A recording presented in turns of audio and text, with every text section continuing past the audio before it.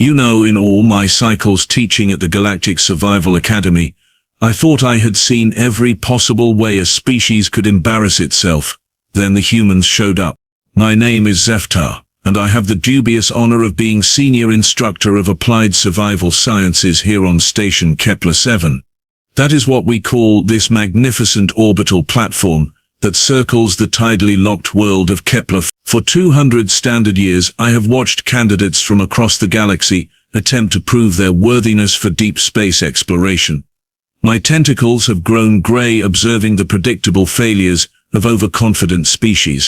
Today, however, promises to be different.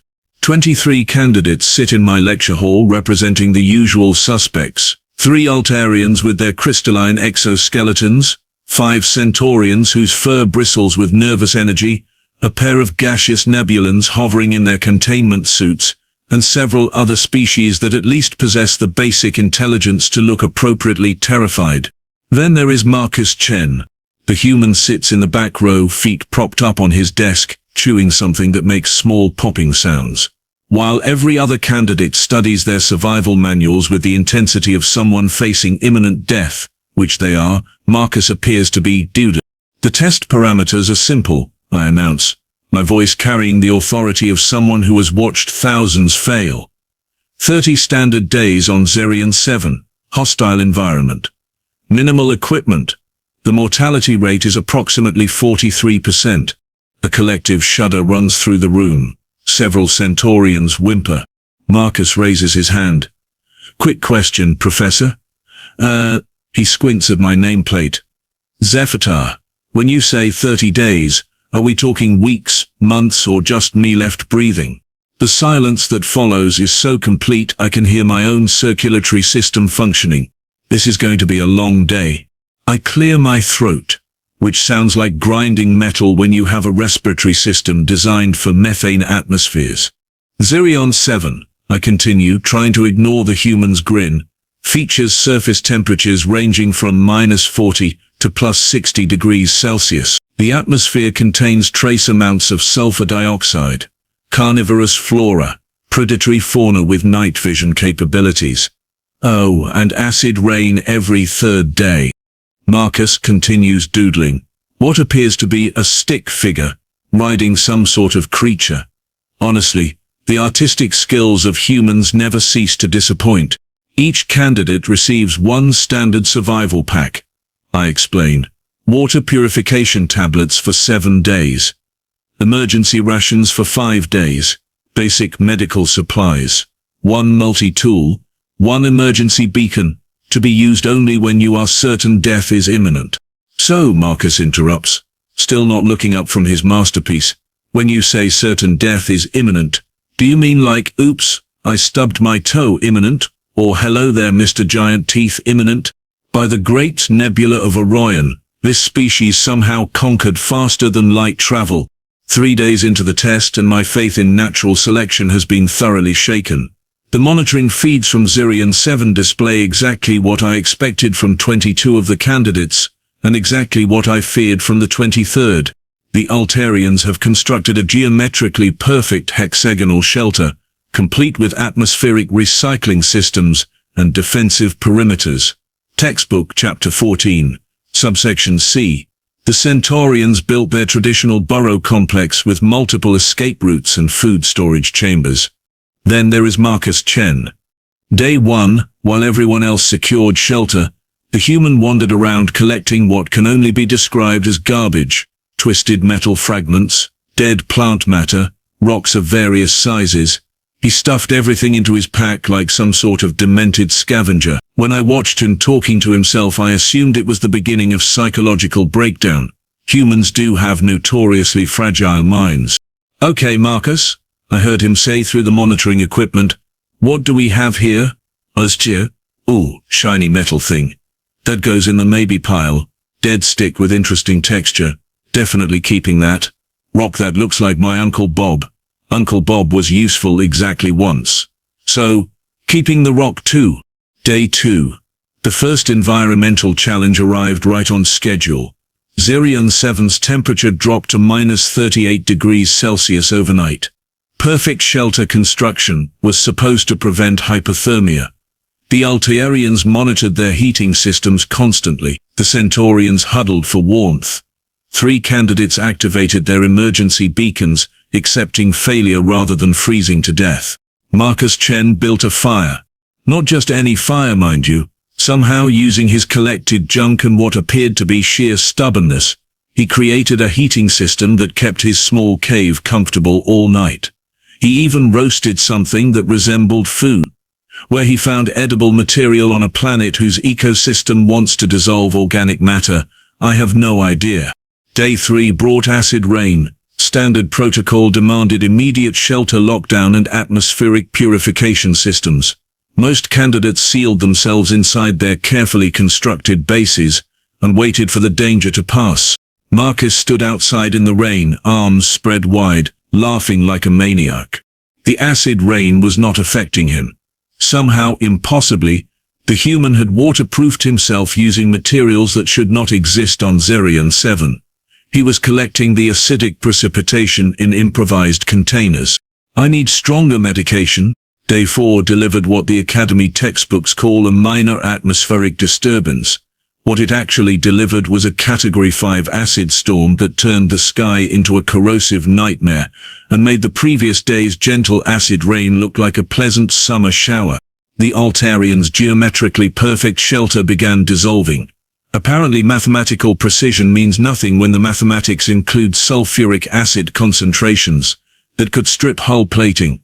2 of them activated emergency beacons within the first hour. The third held out until his exoskeleton started showing stress fractures. The Centaurians fared slightly better until their burrow complex flooded with acidic runoff. Fur and concentrated acid, as it turns out, do not mix well. 4 more emergency beacons activated in rapid succession.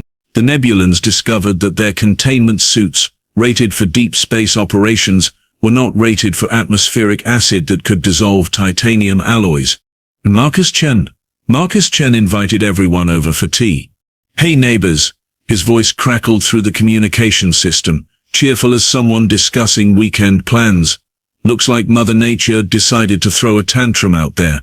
My place is nice and dry if anyone wants to wait out the apocalypse. Fair warning though, I only have 1 cup, so we will have to share. Also, my conversation topics are limited to Earth sports, terrible movies, and why pineapple absolutely belongs on pizza." I watched in stunned silence as the surviving candidates made their way to Marcus's location. What they found defied every principle of xenobiology I had ever studied. The human had constructed what could only be described as a fortress. Not from advanced materials or sophisticated engineering, but from the random junk he had been collecting. Twisted metal formed perfect drainage channels. Dead plant matter created insulation barriers. Those rocks he had gathered were arranged to redirect acid flow away from his shelter. "Welcome to Casa de Chen," Marcus announced as the survivors crowded into his surprisingly spacious cave. "Please excuse the decor. I was going for post-apocalyptic chic, but ended up with my mother would be horrified." A Centaurian named Corax, his fur singed but intact, stared at the shelter walls. "How did you know which materials would resist the acid?" Marcus shrugged, stirring something that smelled remarkably like actual tea in a container that definitely had not been in his original equipment pack. "Lucky guess? Plus back home we have a saying, if you can't fix it with duct tape and wishful thinking, you are not using enough duct tape. You do not have duct tape here, so I had to improvise with wishful thinking and spite." For the first time in 2 centuries of teaching, I found myself questioning everything I thought I knew about intelligence. The human had not followed protocols, because he had created his own protocols. He had not studied the textbooks because he was writing new ones in real time. During day 7, when the acid storm finally passed, Marcus organized a scavenging expedition to help the other survivors rebuild their shelters. "Rule number 1 of survival," he explained. "Everybody goes home, or nobody gets to complain about the catering." Perhaps humans were not as stupid as I had assumed. Perhaps I was. If the acid storms were Zerion 7's way of saying hello, the night predators were its way of saying goodbye. The shadow crawlers emerged on day 11, right on schedule according to my carefully maintained planetary data file. What was not on schedule was how spectacularly wrong every single protocol would prove to be. The Academy manual clearly states that when faced with nocturnal predators, candidates should remain silent, motionless, and hidden until dawn. Standard operating procedure. Basic survival logic. Elementary common sense. Marcus Chen, naturally, decided to throw a party. "Attention, ladies and gentlemen, and gaseous life forms." His voice echoed through the night as glowing eyes surrounded the survivors' camp.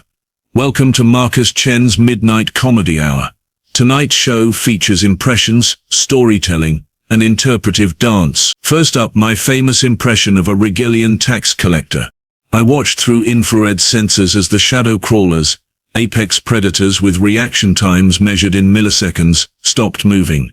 They tilted their heads like confused puppies. Apparently nothing in their evolutionary programming had prepared them for a potential meal that did stand-up comedy. The remaining Centaurians huddled in terror, following protocol. The last Altelian activated her defensive systems, following protocol. 2 Nebulans sealed their containment suits and went completely silent, following protocol. Every single one of them became immediate targets. The shadow crawlers, as any competent xenobiologist knows, hunt by detecting fear pheromones and defensive behaviors. Protocol, it turned out, was essentially a dinner bell. Marcus, meanwhile, continued his routine. So there I was, explaining to this 8-foot-tall insectoid why Earth chocolate should be tax-exempt as a religious artifact. The predators crept closer, but their body language had changed. Instead of hunting postures, they showed curiosity behaviors, caution, even. "Marcus," whispered Corax, the surviving Centaurian, "what are you doing?" "Psychological warfare," Marcus replied cheerfully, never breaking character. "See, these guys are expecting prey behavior. Panic, running, hiding. I give them a Vegas lounge act instead. Breaks their whole decision-making matrix. Plus, and this is important, predators really hate being confused, makes them sloppy." Day 12 proved his point. When the shadow crawlers attacked, they went after the candidates displaying standard prey responses. The Altarians' defensive systems attracted 3 of them simultaneously. The Nebulans' silent hiding triggered pack-hunting behaviors in 4 more. Marcus turned the attack into a teachable moment. "Corax, remember what we discussed about misdirection? Start juggling those rocks I showed you." "Yes, I know it seems stupid. Trust me." "Zara," he called to the surviving Nebulan, "begin reciting your multiplication tables, loudly, in your most annoying voice." What followed defied every principle of predator-prey dynamics I had ever studied. The shadow crawlers became so thoroughly confused by their potential meal's bizarre behavior that they began fighting among themselves. Marcus used the distraction to lead his makeshift team to safety, all while maintaining a running commentary. And that, folks, is why Earth's educational system includes mandatory juggling classes. Well, it should anyway. By day 15, the surviving candidates were not just following Marcus's lead, they were contributing their own ideas. Corax suggested using his species' natural howling abilities to create discord among pack hunters. Zara discovered that her containment suit's emergency lights, when flashed in specific patterns, triggered seizure responses in the local wildlife. "You know what I love about this team?" Marcus announced during their daily planning session, which he insisted on calling the Council of Terrible Ideas. "We have turned survival into performance art. My drama teacher would be so proud, assuming she survived her own encounter with that particularly aggressive school of Earth piranhas." I found myself taking notes, actual notes, on human survival methodology. The man was not following established rules because he understood something the rest of the galaxy had missed. Rules are just suggestions that nobody had the imagination to improve upon yet. Marcus Chen was not surviving Zerion 7, he was domesticating it. The revelation came during what Marcus cheerfully called story time with Uncle Marcus. The survivors had gathered around his impossibly efficient campfire, made from materials that should not burn and fueled by substances that should not exist. Korax was teaching Zara how to juggle. Zara was teaching Korax basic atmospheric chemistry. They looked, and I struggled to admit this, happy. You know, Marcus said, stirring his evening tea, back at the academy, Professor Zeph'tar asked us about the 30-day survival test. Everyone got all serious, started calculating odds and memorizing protocols. But the real question was not whether we could survive 30 days. The question was what we would do with 30 days of uninterrupted camping time. Korax's juggling stopped mid-throw. Camping time? Sure. I mean, when else do you get a whole month, with no bills, no deadlines, no annoying neighbors playing loud music at 3 in the morning? This has been like the universe's most extreme vacation package. Hostile environment, sure. But look at the entertainment value. Acid storms, mystery predators, the works, better than anything Disney could cook up. The silence that followed was broken only by the crackling of impossible fire. Zara's containment suit flickered with what I had learned to recognize as confusion. You never thought you might fail? Marcus laughed, the sound echoing across the alien landscape. Fail at what? I asked if we were talking weeks, months, or just me left breathing. That was not anxiety talking. That was me trying to figure out whether to pace myself or go for the high score. My tentacles went numb. 200 years of teaching survival theory, and I had completely misunderstood the nature of the test. Marcus had not been struggling to survive. He had been politely enduring what he considered a mildly interesting diversion, while keeping his classmates alive out of basic courtesy. The human species did not just break rules, they had never acknowledged that rules existed in the first place. Day 26 brought what planetary monitoring systems classified as an X-class solar flare event.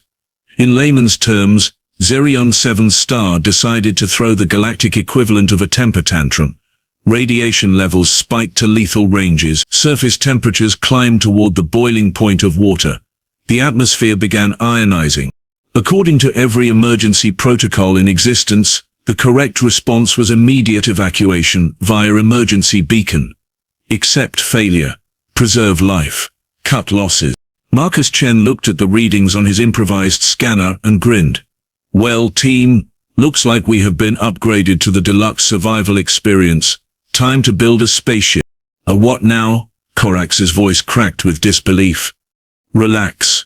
I have been collecting parts for days. Zara? Remember those atmospheric processes we salvaged? Korax. Those metal fragments you thought were useless? Time to find out if humans really are as stubborn as everyone says. For the next 4 days, under increasingly impossible conditions, Marcus orchestrated the construction of what could charitably be called a spacecraft, and more accurately described as a flying testament to human refusal to accept reality. The good news, he announced as they climbed aboard his impossible creation, is that we are all definitely going home. The bad news is that my pilot's license expired last Tuesday. They launched 3 hours before the solar flare peaked. All 5 survivors made it to orbit. The evacuation shuttle picked them up 16 minutes later. Marcus was already planning his next vacation. 3 weeks later, Marcus Chen sat in my office, feet up on my desk again, filling out his post-mission evaluation form. So, Professor, he said, not looking up from the paperwork, got anything more challenging next semester? That was fun, but honestly, 30 days felt like a long weekend. I have submitted a formal recommendation to Academy Command. All future human candidates should be classified as instructors, not students. The survival test should be renamed the Human Entertainment Protocol. Apparently, one species' impossible challenge is another species' light recreational activity. I really do need stronger medication.